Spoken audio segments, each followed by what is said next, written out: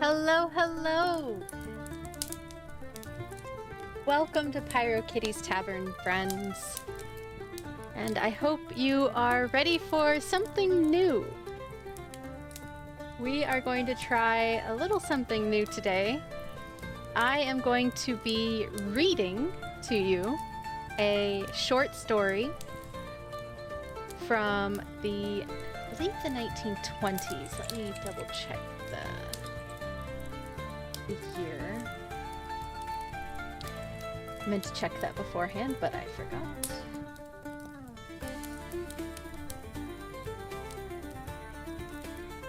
Yes, 1920, I think. 1920.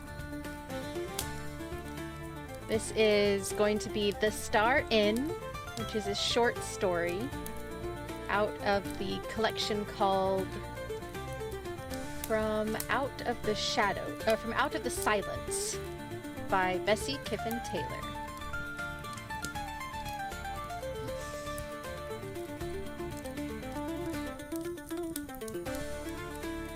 Finding up the info on the book real quick.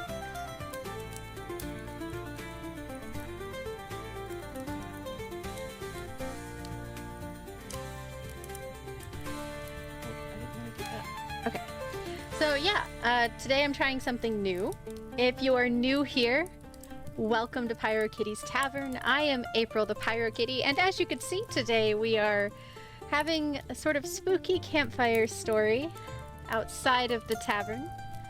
So I hope you all pull up a chair and enjoy some reading. I do have a puzzle going in the background. It probably is a very difficult puzzle. I apologize. My selection was fairly limited, so this is what you get. It's all the same color. Have fun. Knock it out, guys. But yeah, so today I'm going to read this short story. I will take pauses during my ad break. And will not be reading. Hopefully I'll be able to get it timed pretty well to where I won't have to like stop in the middle of a paragraph or something. Yeah, I've got myself some water and I think we're ready to go. If anybody does want to know, again, the name of the story is at the top of my screen. This is The Star Inn by Bessie Kyffin-Taylor. It is part of a collection of short stories called Out of the Silence. You can find an EPUB of it. I think I actually... Did I make a command?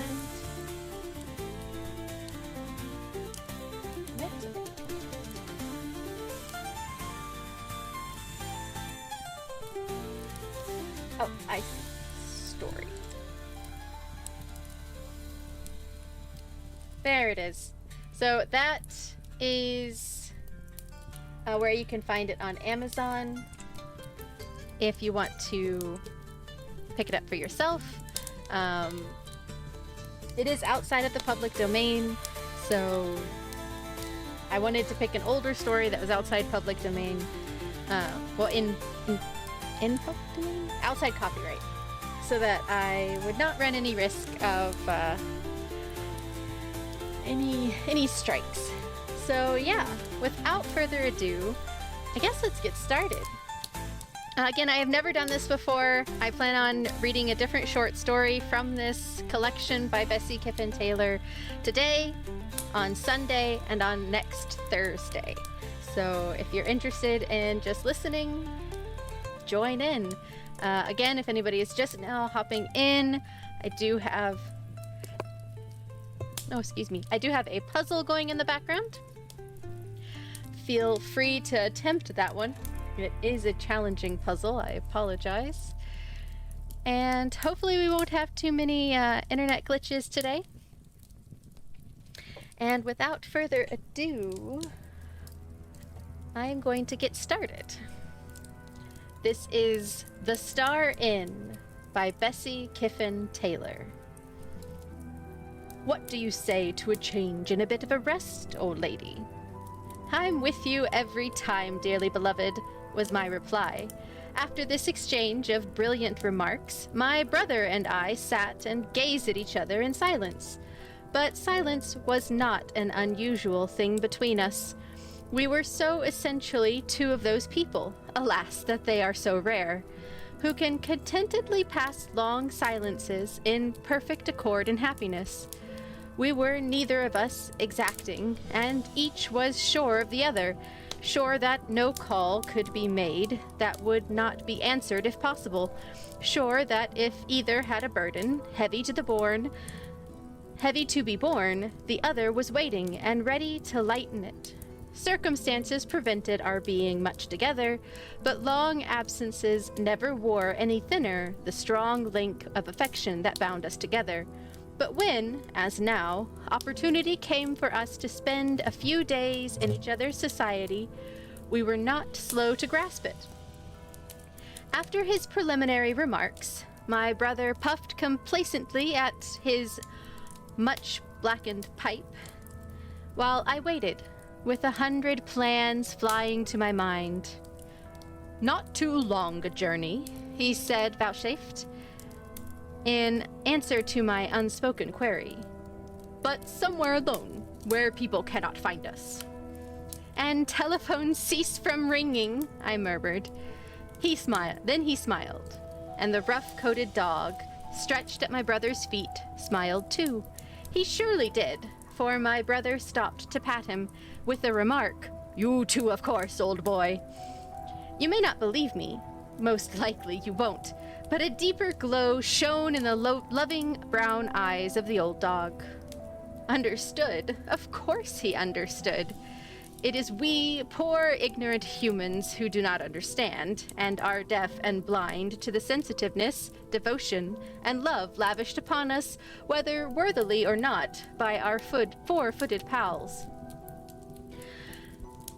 And now to get our idea into train, said my brother, hauling himself out of the depths of his easy chair and taking up a position on the corner of the table. I suppose you don't much care where? He asked. Not a bit, I replied.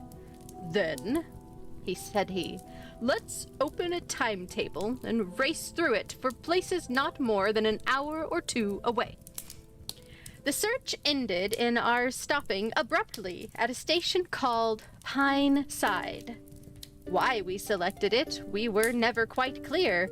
Dick always said it was the pine that attracted me, but I think both of us imagined a place with a name like that would be a very different spot to the one we subsequently proved it to be.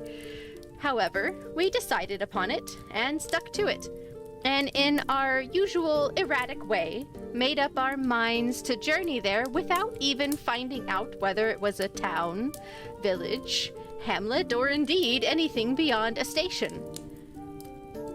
There is sure to be an inn, and that will do for one night anyway, said Dick, and I, as ever, acquiesced. There was an inn, oh yes, and I for one am not likely to forget it.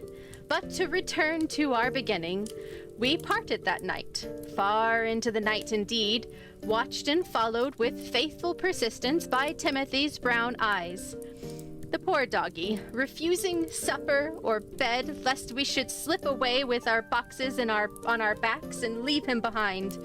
We were not likely to, for he had too warm a corner in both our hearts for us willingly to be without him. At last our belongings were ready and labeled, and when I finally put into my box Timothy's feeding bowl and rug, his satisfaction was complete, for then, and then only, did he curl up on Dick's bed, and heaving a sigh of relief, settled himself to sleep and dream, perhaps of bunnies, which he raced with and chased, perchance only to sleep with one eye open, and to sleep with one eye, and keep the other in ever watchful care upon his master. Next morning, we drove to our nearest station, and asked for tickets for Pine Side. Obviously, it was little known, for the booking clerk had to go through that ever-tedious business of writing tickets.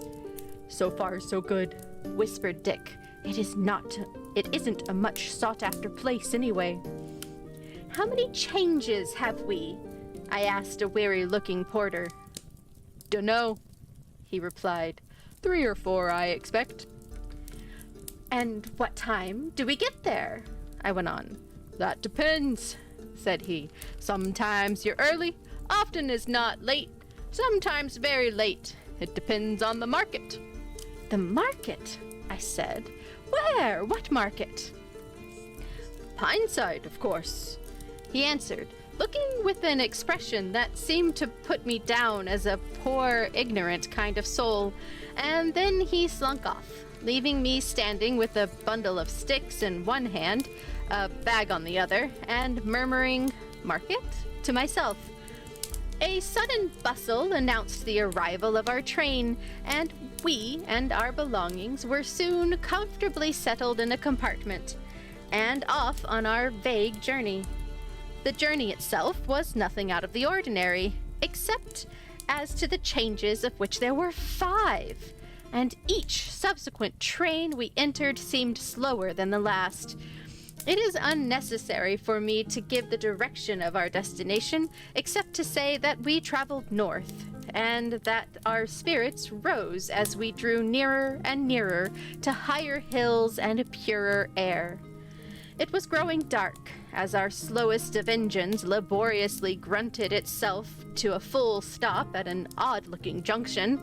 I say odd-looking because the platform was full of crates of hens and ducks, calves in sacks with just their sad little faces outside the sack, pigs tied by the leg and squealing their way through the crowds of people, men in big boots, gaiters, and rough cord garments with coats of antique pattern, women in clogs wearing short, bunchy skirts, flapping hats tied under their chins with gay ribbons, most of them also enveloped in large blue and white check aprons and carrying baskets poised on one hip, many of them leading an animal or carrying a fowl. I wondered, idly, whether the animals and people traveled together, and my unspoken question was speedily answered by the door of our compartment being suddenly opened, and 2 stout women entering. Or rather, they rolled in, treading on my toes, falling over my brother's legs, and calling forth a decidedly snappish bark from Timothy, who was lolling on a seat to himself, nose between his paws and brown eyes fixedly regarding every movement made by my brother. The arrival of our fellow passengers necessitated Tim's removal from his seat, which was promptly crammed with bundles and packages, and crowned by 2 live fowls, tied together by a bit of string, heads down, and gurgling as if every breath would be their last. Tim's interest centered in them for the moment, and he eyed them with an unholy grin on his lips and the wickedest twinkle in his eyes. I wondered much if he could restrain his well-known passion for anything feathered so far as to keep his paws off them. And I know it was only the restraining glance he got from time to time from his master that made him appear the demure dog he looked. Once he raised himself, I waited breathlessly, but a murmured word, which he apparently understood perfectly, made him at once adopt an expression seeming to say, "I am utterly indifferent to fowl or any other beast just now." The 2 women eyed us cautiously. The fatter one of the 2 gave me an affable smile as she remarked, "Honeymoon, my dear?" "No," I replied, "nothing like that. Just a pleasant holiday with my brother." "Oh," she said, "where, my dear?" "Pineside," I said. "What is it like?" "Pineside!" she exclaimed. "Why, what in heaven's name will you find to do, my dear, and where will you stay?" "We shall walk," I answered, "and shall stay at the inn." "Lord a mussy," she almost shrieked. "You stay at the inn?" at which the other woman nudged her violently in the ribs and muttered, "Leave 'em be, Kate, leave 'em be. They'll be all right, seeing they know not." I looked the questions I did not ask, would that I had. The train with many grunts drew up to a wooden platform, and with a bob and a muttered "afternoon," the two women bundled out, trailing their many belongings after them, hurried by Tim, who gleefully snatched a feather from one of the birds and laid it with intense devotion at his master's feet. "Well, girl, we have arrived." And with a prolonged stretch of his long limbs, my brother got up, shook out his pipe, and began to lift our numerous belongings from the rack, and proceeded to alight from the train on the platform of Pine Side Station. We knew it was the station because a broken-down board said so, but it was a melancholy spot, and except for the market folks and their animals of all sorts, was utterly devoid of all of the usual look and life of a station. We stood for a moment and looked at each other, and then at our surroundings, and then both laughed, for after all, we were together, and little else mattered. "Hold, Tim, while I unearth and interview the station master," said Dick, and, leaving me in the midst of our goods and chattels, he tramped off to emerge within 5 minutes from a dingy-looking corner, followed by a dried-up little man, apparently the station master, signalman, and porter, for we saw no other official.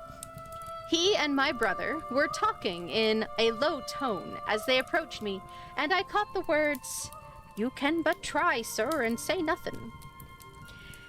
"Evening, miss," said the worthy official, touching his cap. "Hope you'll have a pleasant holiday and be no worse for it." "Worse for it?" I said, smiling. "That is not possible.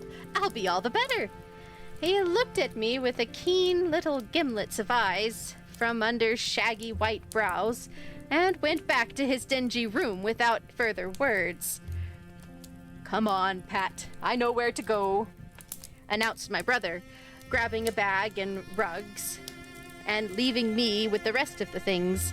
My name, I might mention, was Patricia, but Pat was the nearest to it my brother ever got, and so Pat I remained.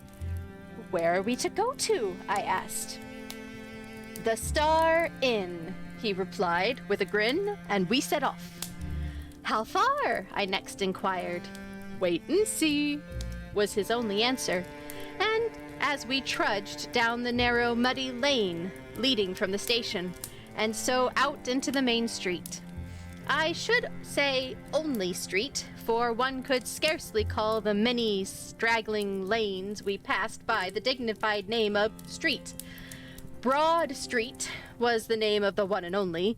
It certainly was broad, though rough, the middle of it being paved with big cobbles. Small, compact little houses lined it on either side, and what struck me was the sameness of them and the cleanliness. Each had its strip of garden divided from the next house by a low white railing. Each had its spotless white step and brass knocker on a dull green door. Each roof was composed of some sort of large flag.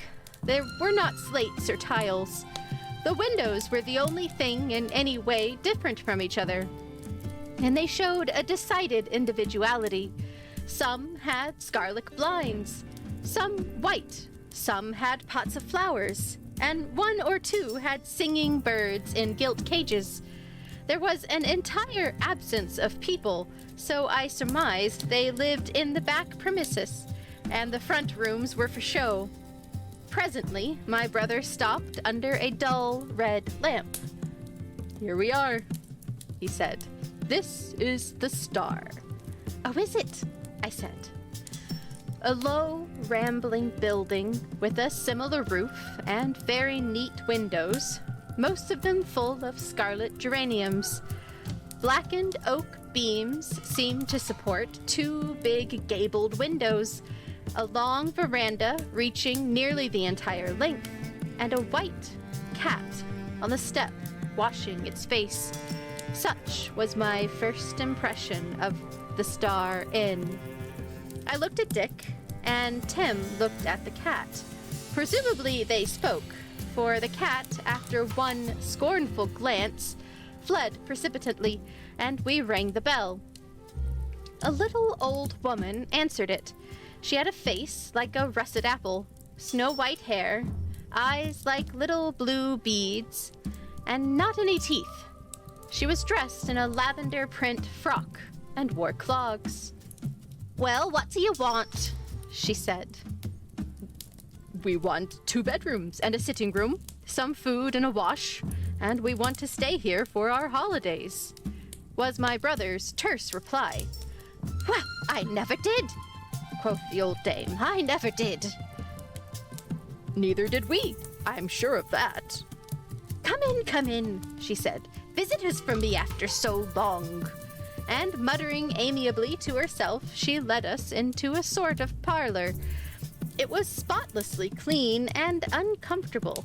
Rigid chairs with starched antimacassars, a horsehair sofa, some bright wool-work mats, a case of decrepit-looking stuffed birds, a shining, polished mahogany table with a large Bible on it, a stone floor with a deep border of whitening around it, and a grate stuffed full of colored paper. I shivered and looked beseechingly at my brother. He had taken it all in, and then said to the old dame, "Haven't you any other sitting room? This is a bit small." She looked at him, then snapped, "No, I haven't." "I'll pay double for the bigger one," he went on, and the blue beads of her eyes glittered. Greed was evidently the old woman's besetting sin, for without further demur, she said, "You could see it anyway," and led us along a stone passage, up a flight of stairs to an old oak door. This she opened with a key hung from her waist by a long steel chain. We entered and stood enthralled, delighted. "Light the fire, this is ours," said Dick, and delightedly I sank into a big old chair and gazed about me. The room was long and narrow.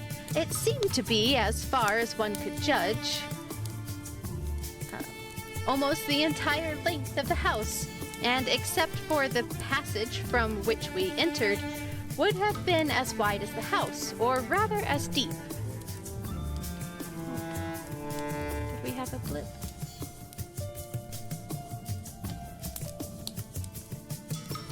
I don't think we had a blip.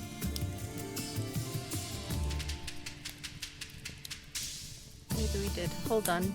Bear with me, guys. I think we had a little bit of an internet blip.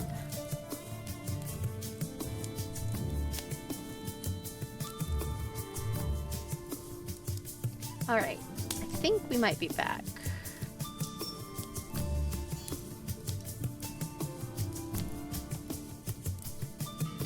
Alright. Sorry about that, everyone.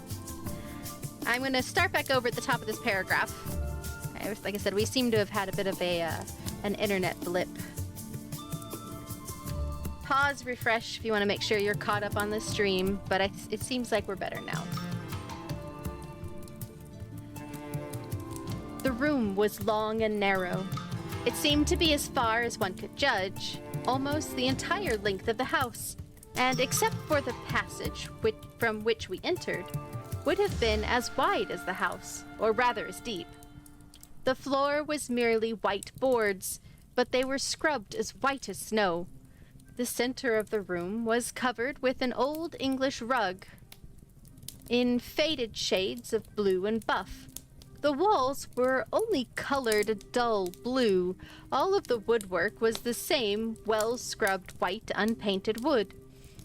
There were a few old etchings of coaching scenes on the walls, and 1 or 2 old willow-patterned plates. The hearth was modern, with a quite up-to-date well grate and copper fire irons. On each side of the fireplace stood deep scarlet leather chairs, artistic in a vivid way. A roomy couch piled with real feather pillows was pulled up across one of the low windows. and a writing table with many drawers filled the other. A woman's work basket stood beside one chair, and a smoker's table beside the other. That was all the room contained, except a large, feathery fern, fresh and green as if carefully tended. A white sheepskin rug on the floor in front of the fireplace completed the furnishing. This latter article met with an unqualified and instant approval of Timothy, who at once took possession and watched our next proceedings with a satisfied grin. "You like it, sir?" asked the old dame. "Certainly we do," answered my brother. "Please, let us have a fire, then some tea, a big tea," he added. "We are hungry." The old dame shuffled slowly away to reappear shortly with her apron full of logs of wood. These she piled in the grate and set fire to, eyeing them complacently as the flames began to leap up the wide chimney. "The chimney's cold, sir," she remarked. It is long since a fire was burning here, but I'm glad to see it," she went on. "And trust you'll be comfortable and warm," she added, as she moved away towards the door with a backward glance at our now blazing fire. It must have been almost an hour later when I heard a quick knock on my bedroom door and a voice called, "Your tea is ready, miss." "Thanks," I answered, though thinking it was quite time too, although the hour had given me time to unpack my own and my brother's belongings, tidy my hair, and get rid of the dust of the journey. I speedily left my room and entered our sitting room. I smiled to see the happy picture which met my gaze. Dick sprawled in his big chair before the glowing fire, with Timothy beside him, the old dog's head resting on my brother's knee, and those eyes of his in which you could see his whole soul fixed on Dick's face in steadfast and loyal devotion. The tea table was utterly ignored by them both. They were, for the moment, sufficient for each other, and were, I firmly believe, intent on a conversation, wordless, but perfectly understood on both sides. "If you two have quite finished airing your views to each other, we will have tea," I remarked. Dick smiled as he answered, "We will come, although we were deeply engaged in a problem." "And the problem?" I queried. "Merely whether in the next world we shall be together," he answered. "And the answer?" I asked. "We are uncertain as yet," was his reply, "though both of us are inclined to the opinion that heaven would not be heaven to us minus each other." "Come to tea, Goose," I said, and without further remark he came, and the three of us enjoyed the excellent tea of cold ham, scones, and honey the old dame had given us. We chatted on many subjects over our meal, and decided that our vague journey had landed us in comfy quarters, and looked forward to our little holiday with much pleasure. Just as we finished our tea, our old lady appeared to clear away, first asking us if we would like lights. It struck me then, for the first time, that there was no gas, or apparently any mode of lighting, and I asked her what sort of lights they used. "Candles," she replied. "Candles," I echoed. We shall want a lot of those to light this room." She gave me a quick, keen look, but vouchsafed no reply, and went out, returning in a short time with a large and handy candelabra with 5 tall candles in it. This she banged down in the center of the table and said, "You'll light it when you need it," and departed. The room was getting darker now, so we drew our chairs up to the fire, which we replenished from a wicker basket full of logs left for our use. Curiously enough, with so much to talk about, we had fallen into silence. My brother puffed away at his pipe, and I, as was ever my way, had slipped from my chair and squatted on the rug at his knee. I always chose to sit on the floor, in preference to a chair when there was someone with me who understood. There are not many, and there are very few people whom it is possible to sit on the floor with. There are lots of people who say they like it, but they only do it because others do it. To me, it is, and has always been, real rest. The cozy, intimate feeling of squatting or lying before the fire on a rug, watching the sparks on the back of the fireplace, until my fancy pictured them as armies advancing, retreating, joining, fighting, until one side or the other is wiped out. And so I sat lost in my dreams, seeing pictures in the fire, until my brother's voice brought me back to earth again, with the commonplace remark, "Aren't you cold, Pat?" Now, I have a distinct dislike for being brought back to earth from my dreams, and am always inclined for a moment to cordially detest the disturber of my visions. Indeed, had it been anyone but my beloved brother, I should have inevitably have answered crossly, if I answered at all. But Dick was different, and occupied a unique position in my life. He could enter where no one else dared, so I detached myself from my army of sparks and answered him. "I wasn't cold until you spoke, and yet I have been feeling chilly now that you mention it." "And answered, my dear Pat," he said jokingly, "quite in keeping with your usual lucid remarks."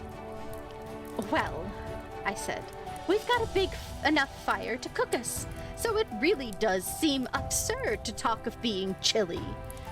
Saying which, I gathered myself up from the cozy rug and wandered to the now dim outline of the table. "I will light our most magnificent candles," I said. "No, I will," announced my brother. "Girls never get a light from the first 6 matches at least." "Very well, Mr. Superior, light it yourself. But I'll bet an ounce of baccy to a box of chocks you will not light them with less than 3 matches yourself." And I curled myself up in his vacated chair to await results.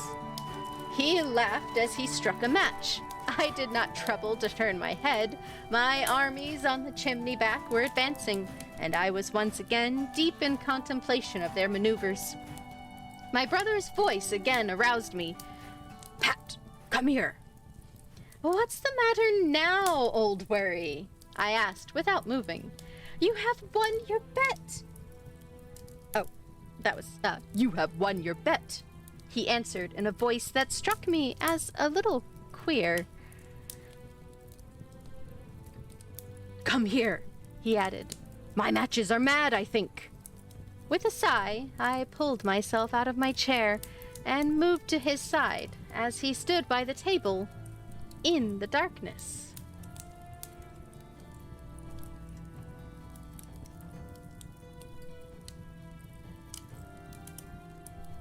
You still alive? Yes, okay. "Light it," he said. "Why, Dick, what's the matter?" I asked as I took the box from him. "Your hand is shaking." "Light it," was his reply, "and be quick." I struck a match, and it flared, wavered, and went out. "That's only one of my 6, I said, laughing, as I struck another. Again, it flared up for an instant, wavered, and went out. "2, I said, "but you blew that one." He did not speak, and I struck my 3rd.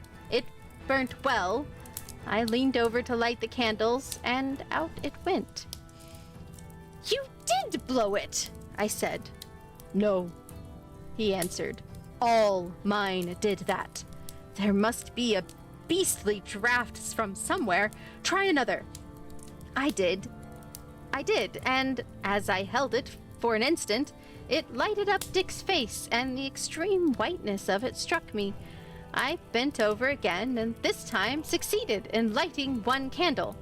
"There!" I exclaimed, "and only 4 matches!" But even as I spoke, the flame of the candle wavered, flickered, and went out. There was a moment's silence, broken by a low whine from Timothy, who was trying to shove his cold nose into my hand. "What is it, Dick?" I managed to gasp. I think the place is drafty," he answered, turning as he spoke to where an old-fashioned bell pull dangled on the wall. But ere he reached it, the door opened to admit our old dame carrying a lighted lamp. She glanced at us and said, "Maybe this will give you a better light." "Maybe it will," Dick answered, as she slowly withdrew and closed the door.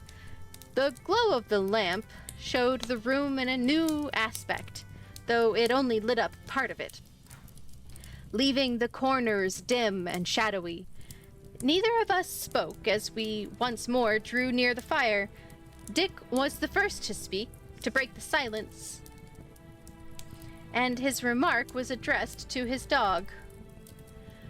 "Come here, old boy. I want to talk to you," he said, but Timothy was deep in slumber, or appeared to be, for he took no notice. "Well, if you won't, you won't, so I'll smoke instead," added Dick, pulling out his well-worn pouch and filling his old briar. Whether Tim smelt the tobacco or had decided he would join him, I do not know. But at this moment he rose, padded softly to his master, and placed his front paws on Dick's knees, wagging his tough scrap of a tail as if to apologize for his recent neglect. "1 minute, boy, till I get a light," said his master. "Then we'll talk." And he struck a match, ready to light his pipe. 1 second, it remained a steady, bright light, and then went out. At the same instant, Timothy gave a low growl, which ended in a whine, as he slowly drew himself backwards from his master's knee, and still keeping his eyes fixed on him, slowly backed till he was pressing heavily against my skirt. I, too, was watching Dick, and saw his face grow still paler, and the hand that held his pipe trembled. "You old villain," he said in a voice that he strove to keep steady. "You blew that out, grunting like that. Come here." But Tim only cowered back. "What is wrong, Dick?" I managed to stammer at last.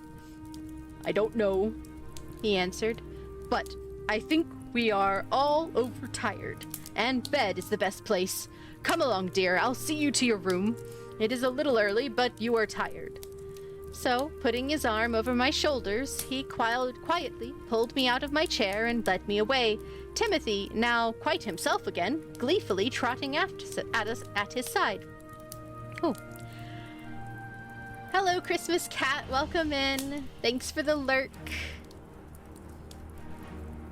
My bedroom, quaint, clean and cozy, and lit by a small brass lamp, looked all that I could desire, and bidding good night to my dear old brother and his faithful pal, I locked my door, and was quickly in bed and almost as quickly asleep. My last waking impression of a faint, soft, indescribably sweet scent wafting over my face. "Lavender," I murmured, drowsily. "How nice." And I knew no more until I was awakened by a thump at my door, and I heard my brother sing out, "Time you were awake, lazy bones. Tim and I have been out for an hour." "Shan't be long," I called, and I bathed and dressed in record time. Our day was spent in prowling around and exploring the quaint, sleepy village town, with its old world people, most of whom stared at us with interest, but seemed too busy with their own little lives to trouble much over the doings of the strangers in their midst. We wandered back to the inn for lunch, which was excellent in a plain, simple way, and beautifully cooked and served. About an hour later, we went out again, and this time went further afield where the country grew more hilly and rough, and was chiefly wild, uncultivated land with very few trees. "I don't think much of it," I ventured to remark, as we stood to rest a moment. "Nor I," answered Dick, "except that it is quiet, the air ripping, and Timothy is having a great time." "It may be," I said, "but I want my tea. Shall we try and get some here in the cottage? There is a light over there," pointing as I spoke to what appeared to be a cottage window. "Very well, let's try," said Dick. So together we descended the hill and approached the cottage. Our knock at the door was answered by a gruff voice bidding us enter. "Doesn't sound promising," whispered Dick, but we obeyed the voice and entered a tiny kitchen, spotlessly clean, but evidently poverty-stricken. 2 people sat before the fire, a gray-haired man in rough clothes, smoking a long clay pipe, and a pretty fair-haired girl of about 18. "We wondered," began my brother, "if we might ask you to make us a cup of tea. My sister is tired, and we are a long way, I think, from the inn." "Welcome, Mr. I don't know what accent that was. Let me try that again. "Welcome, mister. Put a kettle on, Isabel, and come you near the fire, miss," said the man, and the pretty girl rose and did as she was told without speaking. Then he looked at us. "At the inn, be you?" he said. "Yes, it is very comfortable," I replied. He grunted and mumbled some words, of which I only caught a few, about rather be here than there, and went on smoking. The girl, meanwhile, filled a brown teapot, put a loaf and some butter on the table, and curtsied, saying, "That is all we can give you, miss." "It is splendid," I said. "I am very grateful to you." And there was no doubt we most thoroughly enjoyed our tea. But it was getting darker each minute now, and we had some way to go, so did not linger by the cozy fire, loath as we were to leave it. Dick offered the old man some silver, but he refused it with much dignity, saying, "No, mister, you're very welcome. I wish you a good night, and if you're any way troubled, maybe I can help you, if you ask, but I'll not say aught until you do." This somewhat vague speech conveyed nothing to us as we smilingly nodded and took our departure. It was quite dark now as we stumbled along the unfamiliar roads. Even Timothy lagged a little, as if realized that his mileage was nearly doubled ours after all the hunting he had done. We were all glad, I think, to see the glimmer of the red lamps from the inn door come in sight, and our steps were a bit quicker as we covered the last few yards. The old oak door was closed when we reached it. The big white cat was sitting on the mat as before. "Puss, puss," I called, bending down, but the sight of Tim, with bristling hair, must have startled the cat, for as I bent to pat it, it was no longer there. "Which way did the beast go, Dickie?" I asked. "Blessed if I know," he answered with a laugh, "but Tim is evidently tired, or he'd been after it, instead of standing growling about it. But come, let's go in." Opening the old door as he spoke, putting an arm through mine as we tramped up the stairs together. Our meal was ready for us, and the fire burning gaily, but there was no other light in the room.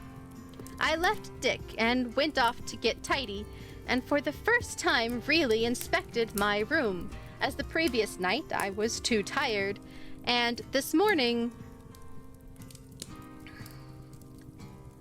I was hurried out so quickly. It was a much larger room than I had thought, and there were 2 other doors into it, one being hidden by a chintz curtain. Had missed my eye altogether. The other, I had noticed vaguely, was studded with heavy nails, both locked and barred. Well, that was safe anyway, and the curtain one did not trouble me, since obviously it was not for use. I moved my lamp and began to do my hair. How quiet it was, I thought, that there might be no one else alive in the place, though I'm gonna pause just a moment again. We appear to be in another lag spike. Bear with me, folks. Bear with me. Hopefully it's getting better.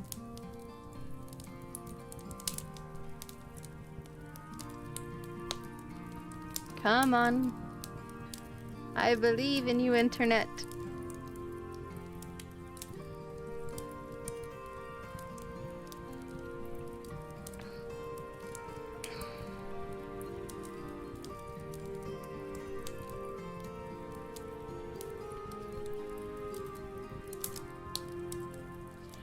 Alright, I think we might be almost out of it.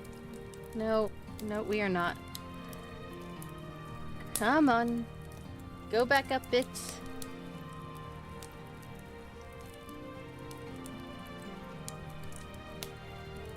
Alright, it's slowly on the upswing, I think.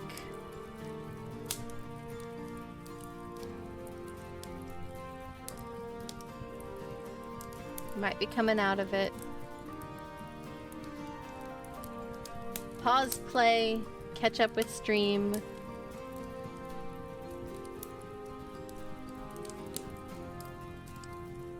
Alright.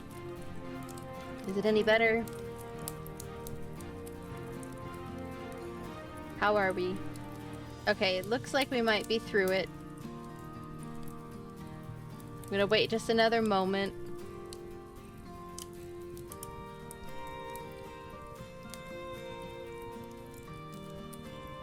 So sorry about this, guys. I'll get back to the story in just a moment. Just want to make sure our lag spike ends. Oh, yep, definitely a lag spike.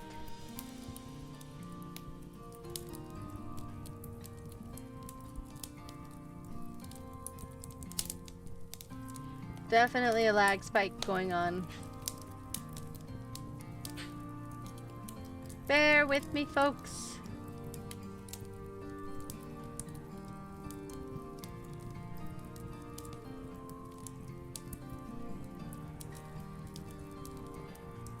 Pause, play.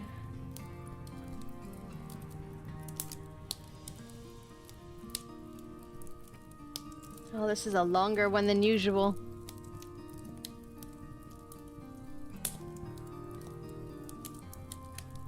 Come on, Internet. I believe in you.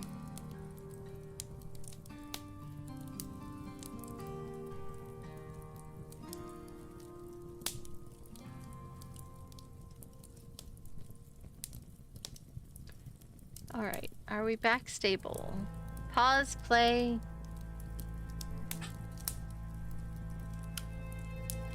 Alright, I think we might be back. Mayhaps.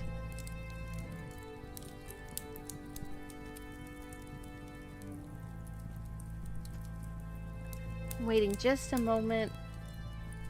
I'm monitoring my own feed so I can see. It seems as though we are back.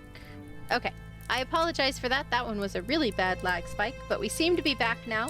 I'm going to start back at the beginning of the sentence that I just read. And I'm going to try and get through... We have an ad break coming up here. Yeah, let me finish this paragraph.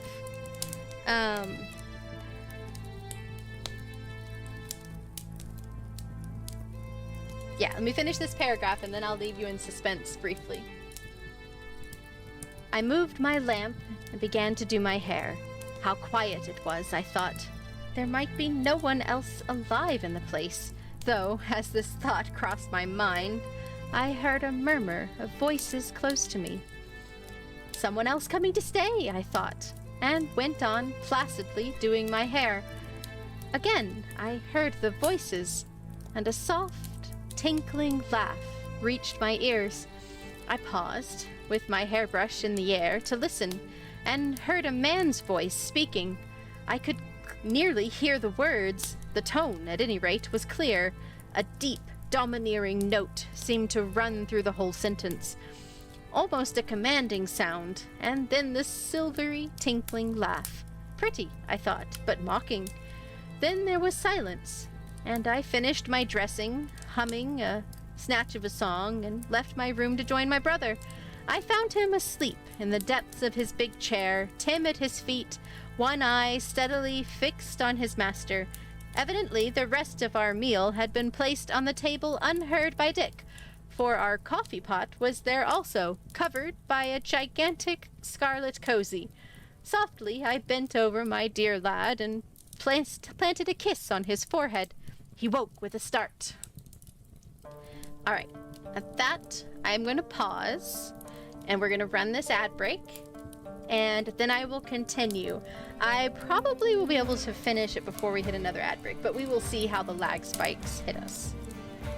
All right, I run a 3-minute ad break once every hour. It's a good opportunity to make sure that you have eaten, hydrated, taken any medication you need, unshrimp yourself, and stretch your wrist. Hello there. Hello there, Corta. Water and water, water, water and water and water, water, water and water and water, water, water and water and water, water. Thank you very much for the hydrate and the treat yourself. I will do so. And as I just mentioned, we are going to take our 3-minute ad break while I'm at a stopping of a paragraph here in the short story. And then we will be back at it.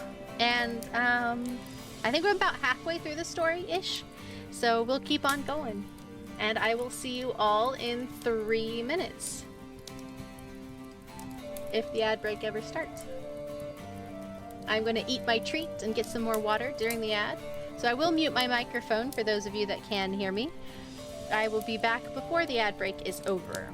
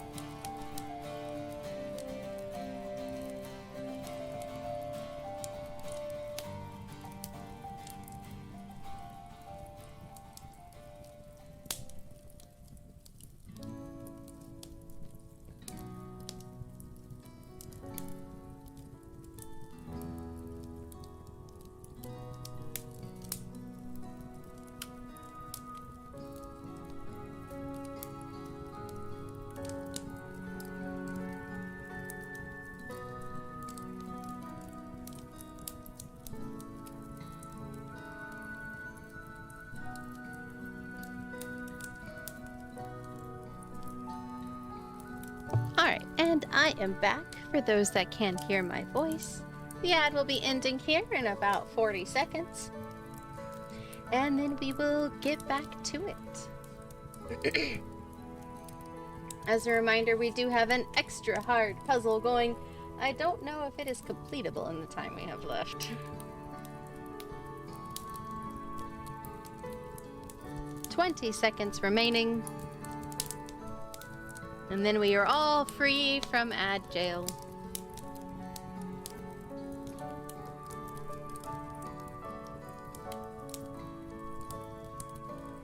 Almost. Almost. And welcome back from the ads, everybody. Thank you so much for your patience. As a reminder, we do have a puzzle up and going. It is a very difficult one, so I don't know if you can complete it in the time remaining, but just a reminder, it's supposed to be pinned at the top of chat. Let's fix that again. There you go. If you're interested in doing the puzzle. Alright, I am going to continue reading. Again, as a reminder, this is The Star Inn, a short story by Bessie Kyffin-Taylor from her collection of works called From Out of the Silence.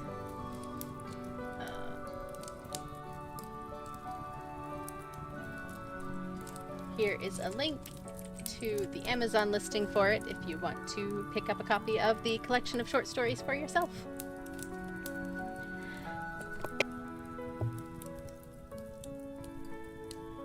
Hello, old girl, that you? I must have dropped off, I suppose. It is the strong air. I remember hearing you talking to someone, and then I dozed. I wasn't talking, I answered, though someone was in a room next to mine. Newcomers, I suppose. Come and have supper, but not by firelight only. We'll light, the lamp. I really would like to light the candles, said Dick, if they will light. But I'm going to put them over here, out of any chance of a draft. Saying which, he lifted the heavy candelabra from the table and put it gently on the top of an old oak chest at the end of the room furthest from the fireplace, and striking a match, held it high above his head triumphantly. There, he said, I knew it was a draft. You are 6 feet tall, I laughed, and are holding it quite 2 feet above your head, so the chances are it is out of a draft. Laughingly, he brought the lighted match down and suddenly gave an startled exclamation as, with a quick flicker, the match went out. You touched my hand, he said, and blew it, I felt it. I shook my head. Don't bother, I said, the lamp will do. And reluctantly, Dick moved away, deep in thought, giving his hand a furtive rub as it went. We did not try again, but had our meal by the light of the lamp, then drew our chairs close to the fire, making a place for Tim between us, but the old dog was uneasily moving around the room, hair on end. What's the matter, boy? Called Dick. Come here. But Tim only roamed about restlessly. I thought I saw the white cat come in, I said. So did Tim, I should think. Look at him, said Dick, pointing to the dog standing rigidly, glaring at the oak chest. He gives me the chumps, I said. Make him lie down, Dick. But Tim was deaf alike to entreaties or commands, and finally Dick went to him, picked him up bodily, depositing him in the big chair beside him, where the old dog snuggled down with a deep sigh of satisfaction. Presently the door opened, and old Martha entered to clear the table. Have other visitors come, Martha? I said. Yes, Miss... No, I don't know. She answered confusedly. I only have to look after you, miss. Good night. And she passed out more swiftly than I had ever seen her move. I know there are people. I heard them, I said. Well, and if there are, said my brother, do you wish for other company? Never while I have you, dear, was my reply. I was only curious. It seems such an out-of-the-world corner for anyone to come to. There, I hear people speaking again. Listen, I said, and as we listened, we distinctly heard voices. We're not alone, that's sure, said Dick. Our solitude is invaded. But this room is our own anyway, I answered, and we will be comfy, and I must just run and get my knitting. Don't go to sleep till I come back. And I went off to my room. It was in darkness, and I had to grope round for my knitting, which I knew I had left on the bed. I was just about to put my hand where I thought I had left my work, when I heard again the silvery, tinkling laugh, but so close to me I thought someone had mistaken the room. Is anyone there? I asked. There was no reply, though I heard the soft swish of a silken dress, the quick tap of high-heeled shoes, and a door softly shut. Stupids, I thought. They must have answered. They might have answered, whoever they are. And then, having discovered my matches, I lit one and glanced around. I had just time to see the chintz curtain over the hidden door softly swaying when my match went out. I remarked, I'll settle that door before I sleep. And forgetting my knitting, I groped my way to the door, bent on reaching Dick and the light without further delay. As I closed my bedroom door, I felt someone brush past me in the darkness. I felt really annoyed at the stupidity of country people and their very sparing illumination. I opened our sitting room door softly and went in. I was halfway across the room when Tim suddenly sat up and gave vent to a long moan and then a series of short, sharp barks, and fixing his eyes beyond me, glared, snarling and growling. I turned quickly to see why all this fuss, but there was nothing. No one. And I told the dog to lie down and not be foolish. I might have spared my breath, for Tim continued to snarl and growl, glaring always beyond me. He must hear these new people about, I think, I said in answer to Dick's questioning look. There was someone in my room, evidently mistaking the room, for they must have gone out by another door I have, for I saw the curtain which covers it moving when I struck a match. Oh, but that won't do, old girl. I can't have mistakes of that sort happening. Come, and I'll fasten it, said Dick, rising from his chair, shaking himself free from Tim's too loving embrace. So together, we entered my room carrying the lamp, followed by Tim, who came as if under protest, growling the whole way. Setting the lamp on the dress table, Dick glanced around. Where's the door? He asked. I'll jolly soon settle mistakes. There it is, was my reply. There, under the chintz curtain. Why, you small cuckow, he said, laughing. You must have had 40 winks, for I dare bet it's many moons since that door opened. It's fairly rusted up. Look at the lock and bolts. They are fast shut. And the key turned, too.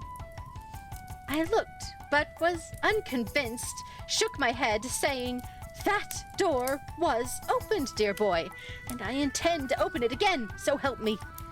You are foolish, he said. It isn't meant to open. Open it, there's a dear. I'm pleaded. I must see through it. It took us working together a good half hour to wrangle those bolts back and turn that rusty key. And though I was now ready to admit I was mistaken, I was quite determined to see that door opened. At last, the key turned, and Dick, exerting his whole strength, leant on the door. It creaked, moved, and finally, after one more terrific push, yielded, slowly moving back on its rusty hinges. A rush of damp, musty air greeted us, and the sound of scurrying mice or even rats made us draw back to grab the lamp and holding it aloft as we peered into the room beyond us. Amazed, speechless, we gazed. The room was empty, carpetless, cold, grim, reeking of damp mold. Only one chair stood there, an old black carved oak chair with a high back, faded blue velvet cushion, moth-eaten and hanging in rags. Long blue velvet curtains in the same condition hung across the windows, and from the torn fringes cobwebs cluttered, hanging in festoons. Suddenly, I stared, clutching Dick's arm. As we looked, there came the sound of a silvery, tinkling laugh and the tap of high-heeled shoes crossing the floor. It was only the fact of my brother's arm suddenly catching me round the waist that kept me from what he would have called making a fool of myself. As it was, I felt as if turned to ice. Even the scream that terror brought to my lips seemed to freeze. And as the tap of the little heels died away, my brother's voice sounded in my ears. "Come, girl, pull yourself together." And, half carrying me, he took me back to the sitting room, depositing me in the chair by the fire, looking at me in silence for some minutes before he spoke. "It's not explainable, Pat dear, is it?" I shook my head, not daring to trust my voice. Then he looked at his watch. "Too late to move, dear. No trains."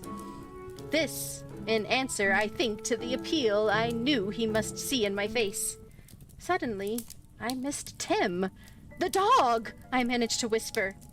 "Ratting, most likely," answered Dick, in what he attempted to make a nonchalant voice. "But I'd rather see. You will be quite all right for a moment. Sit where you are. I'll be quick." And he vanished, leaving me sitting, trembling, in my big chair, feeling too done up to even think. True to his promise, he soon returned, carrying Tim, whom he laid down gently and began to rub his limbs. "What?" I asked. "I don't know," he answered gravely, "but he wasn't ratting. He was laying on the floor, gasping and trembling." "Do you see anything?" I managed to ask. "No," he replied hesitatingly, "except the white cat. I saw that. It was standing close by Tim. They had to have had a scrap." "But Tim isn't scratched," I said. No, he's not," answered Dick. "Oh, let's not talk of it, dear. Here, have a cig and forget it. We will pile up the fire and bring our coats, and we will sit here until it is daylight enough to move. Then we'll scoot." We did our best to cheer up, and after a while Tim revived and became more like himself. We tried to keep away from the subject uppermost in our minds, but the long silences were not like our usual happy silences. There was a disturbing element, and I fancy both of us, indeed all three, would have been thankful if it had been 8 a.m. and not 8 p.m. Our meal was brought in and put ready, old Martha glancing at us more than once as she laid the cloth, but neither of us spoke until she had departed, or at least Tim was the only one who spoke. He glared at her and growled as she moved nearer to us. "What is it, old man?" asked Dick soothingly, and under the touch of his master's hand, the old dog quieted back down once more. We made a poor pretense at a meal, and were thankful to ring the bell and have it cleared away. As old Martha was finally leaving us, Dick said, "Please don't disturb us again. We are both going to do some writing, and may be late going to bed. Don't trouble to wait up. We shall not require anything further." The old dame seemed on the point of speaking, but thought better of it and moved away. Just as she got to the door, I heard a faint meow. Tim sprang up, hair bristling and eyes aflame. I turned my head to look at the cat, and to my amazement saw the old dame stoop down and stroke the empty air. Seeing me staring, she straightened herself and vanished. "Don't do that to me again, Dick." Don't do that to me again, Dick," I implored. "I shall bolt if you do." "All right, old lady, but let me just run for our big coats. Sit tight for a minute. I will not leave you again, promise." And he was gone. Am I more susceptible, I wonder, to things unseen than other people? For it seemed to me that the instant I was alone, the very atmosphere of the room altered. Shudderingly, I endeavored to sit tight, but to my disordered nerves, the room no longer seemed empty, and I sat grasping Tim's collar with one hand and the side of my chair with the other. until I heard Dick's step returning, and with his entrance, some, at least, of the strain relaxed, and I breathed more easily. We heaped up the fire, drew the table with the lamp closer to us, put our chairs as close together as possible, covered our knees and Tim with one of our coats. "Try and sleep, Pat. I will guard," said Dick. But sleep was far from me, and I did not intend him to watch alone either, so we lit our smokes and tried to read or chat. A couple of hours had passed cozily and serenely when a queer creaking sound arrested my attention, and I turned quickly. Dick looked up instantly, and our eyes turned instinctively to where stood the old-fashioned basketwork. And as we looked, we both heard the tumbling of a reel of cotton on the floor. "Sounds as if the old cat has got loose among the work basket," said my brother, trying to joke. "Oh, and look at Tim!" I am certain the dog saw what we imagined, the white cat, but he made no attempt to get close quarters with it, only glared and bristled, hugging close and yet closer to his master. Can you go through it, dear?" Dick asked me, somewhat anxiously.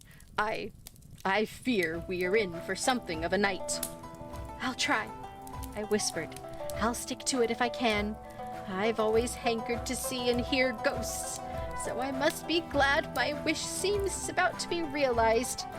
But I prefer people to cats," I said, with a feeble attempt at a smile. As I spoke, the soft, tinkling laugh reached my ear. I grasped Dick's hand as we sat, silent, intent on we knew not what. It must have been somewhere around midnight when the door behind us opened suddenly, violently, letting in a rush of cold, damp air, and through the wide-flung, heavy door, we saw dimly the old, high-backed chair with its faded, torn cushion, and a glimpse of the hangings in the distance. The same room, I managed to whisper, and Dick's whispered, "Buck up!" And the calm pressure of his hand on mine worked wonders in quietening the terrific throbs of my heart. We heard a heavy footfall, a tumbling, half-shuffling step. We heard the sound of something being kicked. We heard our furniture being knocked. We felt the presence of some other creature in the room, yet we saw nothing. Somehow, that other presence seemed to draw nearer, ever nearer to where we sat, and instinctively we rose and edged further and further from the fireplace, closer and closer to the door. The presence seemed to follow and compel us to leave our refuge of safety, the door, and go nearer to the far end of the room beside the other door from whence it had entered. And then it seemed to relieve us of its following menace and go from us, and we heard as if a heavy body sank into one of the red leather chairs. I almost shrieked, but again the steady clasp of my brother's arm reassured me. We did not speak, yet both were now certain we were not alone, and both waited as if there was something we must wait for. Then the tinkling laugh sounded close behind us, close enough to make me start and gasp. The heavy body seemed to lift from the chair and pass us with a cold gust of air, and we heard the little tapping shoes in the room beyond. Together, we crept closer to that open door until we stood there against our wills, and yet powerless to fight the power that drove us there. The room was no longer in darkness, nor yet in rags and tatters. It had every appearance of an exquisitely furnished and upholstered room. I was beyond horror now. I seemed to be the interested specter of a wordless drama. The room was no longer tenantless, for there, in the high oak chair, sat the figure of a girl. Her small head, with a wealth of red hair, was thrown back against the chair, and her blue eyes seemed to flash blue fire as she stared defiantly before her. One dainty foot in a silver-embroidered shoe, with the highest of heels, was poised on an ebony or black oak stool. The other was impatiently tapping the floor. In her arms was a large white cat, looking at her and rubbing its head against her shoulder. We saw a man go through the door by which we stood, as if he entered from our room. A big, coarsely made man, with the coarse, bloated features of a hard drinker. We saw him go near to the chair where the dainty figure sat upright, defiant. We saw him raise a threatening band, and the little figure only gazed at him with blazing, scornful eyes. We saw him bend swiftly and draw from his breast pocket something that gleamed and froze into the spot as we were. We saw him plunge a keen knife into that lovely body and withdraw it to plunge it deep within the white cat. There was a long, moaning cry, and the mocking little lady lay huddled heap on the floor with the white cat clasped close in her arms. One shriek I gave and fainted. When I opened my eyes again, the gray light of dawn was stealing in at our windows. The fire was burning merrily, and a kettle hissing on the hob. I was lying back in one of the big chairs. My brother was kneeling beside me, and a gray-haired, kindly-faced old man was holding my hand. I came to myself slowly, memory struggling to recall the whys and wherefores. Dick answered my unspoken question, saying quietly, "Don't worry, dear. You are all safe." And then the youth and health began to reassert themselves, and I tried to collect my scattered wits. "She is all right, Doctor, isn't she?" asked my faithful old brother. A gruff but kindly voice answered, "Yes, but take your time and then get her home." Oh, what was it all? I asked, consciousness and memory coming suddenly into their own. Did I dream it? Where is the pretty girl? Oh, tell me, what did it all mean? "Better tell her, Doctor," said Dick. "There will be no peace otherwise." Then the gruff voice bade me get up and look into the room beyond. "Must I?" I asked, shuddering. "Come, girl," said my brother, and with his arm around me, he led me to the still open door. I looked and saw an empty, dirty room, with cushions and hangings of faded blue velvet festooned with cobwebs, peopled only with scurrying rats and mice. "Well, what? I began. "Ah, my dear lady," answered the doctor, "I cannot tell you why, but from the accounts of your brother here, I can only say that you appear to have witnessed the tragedy which happened long years past in this old inn, and which gave it the unenviable reputation it possesses of being haunted by a pair of lovers and a white cat. I cannot tell you the story, but old Seth Manners, who lives with his granddaughter a mile away, could, if you care to hear it, tell the story. I only know that once every year the whole scene takes place, but, except old Martha, whose nursling the girl was, I know of no one else who has seen it. But then," he went on, "no one comes here. Did no one warn you?" "Well, vaguely," I answered, as my mind flew back to veiled hints on the part of fellow travelers, the station master, the old man where we had tea, and last but by no means least, if we had been intelligent enough to understand Timothy's warnings without end, from the moment we reached the door of the Star Inn and met the white cat on its doorstep. "If you feel like remaining on," said the doctor, "you may rest in peace. Nothing more will happen until 12 months have gone by, and if you decide to stay, I shall be delighted to see you both any time. My house lies beyond the village, close to that belt of pines against the hill." "Pineside," I murmured. "Exactly," said Dr. Moss. "Pineside. It is also the name of my house. Come and see it." "Are you game, Pat?" asked my dauntless brother. "Yes," I said, "I am. I want to call on Seth Manners and hear the story of the lovers and the white cat."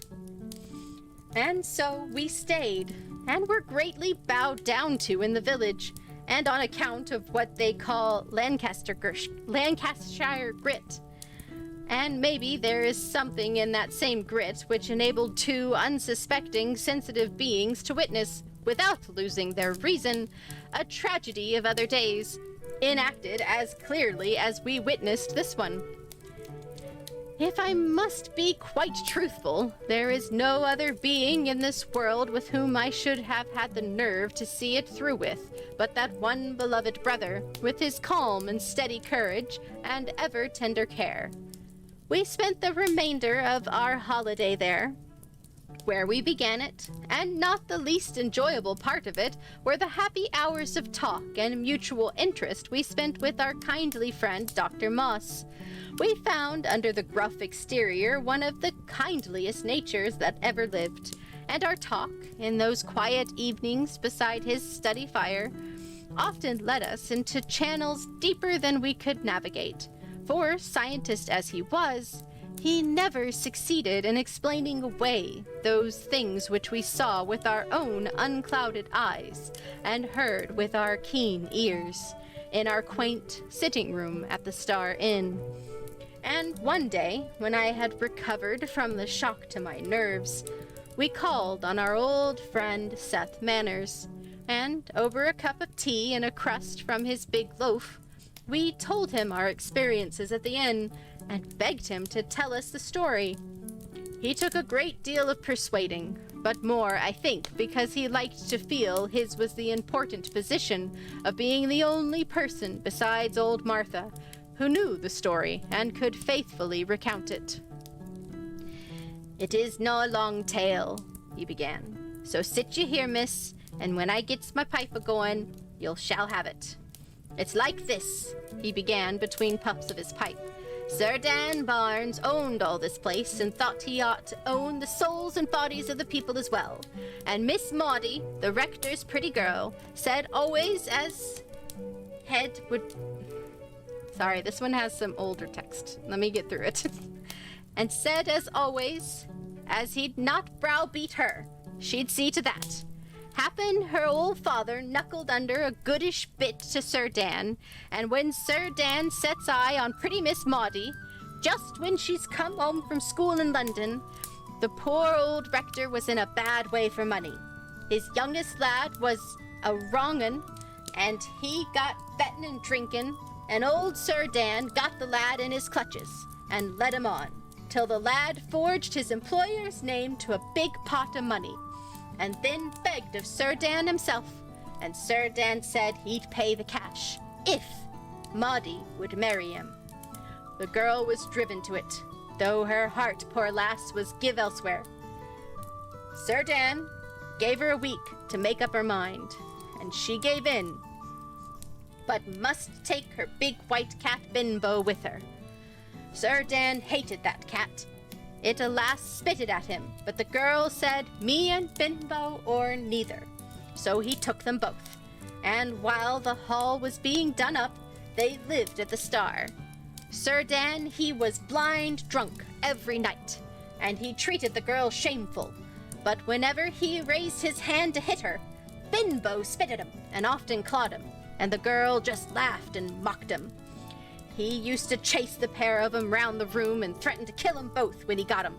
But Lady Maudie used to laugh that little mocking laugh of hers and blow out all the candles and laugh again when he fell into the furniture in his drunk efforts to chase them. One night, he ordered her to put the beastly cat down or he'd kill it, and she chucked up her dainty head and laughed in his drunken face, and he whips out an old Italian knife he had and stabbed her in the heart, and then the cat, and some say as he threw them both in the old chest in the room, then shot himself, and they didn't find Lady Maud for some days after, and then she was found in the chest with the body of the white cat still clasped in her arms. Old Martha nursed Lady Maudie as a baby, and watched over her when she could, and says she often sees her, and that Bimbo follows her always. Perhaps the old woman's dotty. She's near 80 anyhow. She swears that her darling Maud still lives in the inn, and that those who have eyes to see know that she is speaking the truth when she says that Lady Maudie and her white cat still live at the Star Inn at Pineside. The old man stopped speaking and seemed oblivious of our presence, so laying some silver on the table, we slipped away, and our next day our holiday ended. We often speak of it, and it is always a vivid memory. The whys and wherefores remain, as they ever will, unsolved, until they and all else are made clear to our limited understandings. The fact remains, we saw what took place long before our time, and the sight of a white cat always has power to make me shudder.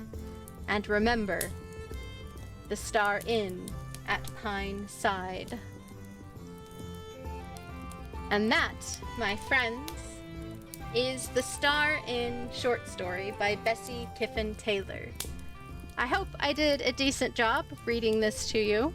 I hope it was an enjoyable chance to just chill and hang out and listen to some fun reading. And at that, I think I'm going to go ahead and call this stream. I know it was a little bit shorter than our usual streams, but I have done talked my voice out. And I have to work the next 2 days. But I will be back on Sunday, and we will be reading another book by another short story by Bessie Kyffin-Taylor. And that one is The Wind in the Woods. So come back on Sunday for another of these short stories. I believe The Wind in the Woods is a little bit longer than the Star Inn, if I recall correctly. But don't run away just yet. We are going to go and find someone to raid and spread this Twitch love to. So let me see who is on. I hope you all enjoyed that. This is my first attempt at reading for stream. I've been told before that people like to hear me talk, so I will talk for you. But let's see, who shall we go and say hello to? There's my raid messages. Make sure you copy one to bring over with you. Where are we going? That's the next question. Is anyone doing anything spooky?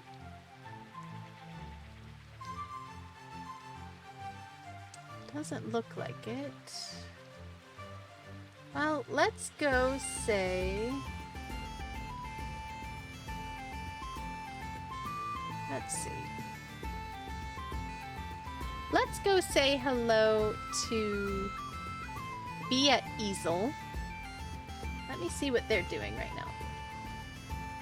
So yeah, let's go say hi to an artist. She is a painter, and she's currently working on a cute little steampunk crab. It's not quite spooky, but it's got the right era at least. So yeah, let's go say hi to Be at Easel. I hope you all have a great rest of your day, a great rest of your week, and I will see you on Sunday to read The Wind in the Woods, another short story by Bessie Kyffin-Taylor, and I hope you all enjoy the rest of your day. Bye, friends!